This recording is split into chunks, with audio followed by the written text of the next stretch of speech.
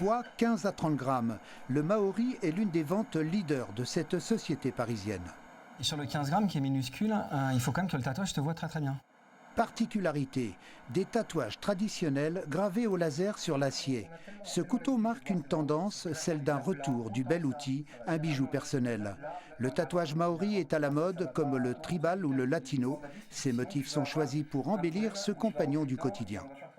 Ce couteau de poche qu'on a complètement perdu, qui était passé de mode, notre ambition, même notre rêve, c'est de se dire, voilà, ce couteau, il faut que les gens se le réapproprient, se le remettre dans la poche, dans le sac, dans la sacoche, pour s'en servir au quotidien, tout simplement, quand on en a besoin. Assemblée à la main, cette production presque artisanale est distribuée dans 30 pays comme la Nouvelle-Zélande et l'Australie. Chiffre d'affaires global 5 millions par an.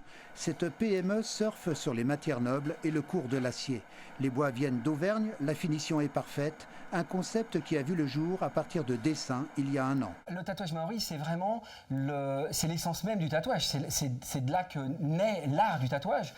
Et donc, quand on commence à dire on va tatouer des couteaux, le premier motif qui s'est imposé, ça a été le motif maori. D'ailleurs, c'est le tout premier qu'on a créé. Courbes géométriques, symboles, les tatouages maoris sont un lien de communication très personnel. Les tatoueurs et designers ont planché sur ce modèle.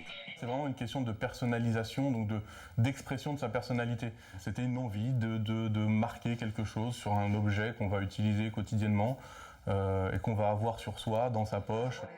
D'autres motifs sont à l'étude. Ce couteau tatouage joue l'élégance discrète, ce qui n'empêche pas son efficacité. Il a même déjà trouvé de l'intérêt en Polynésie.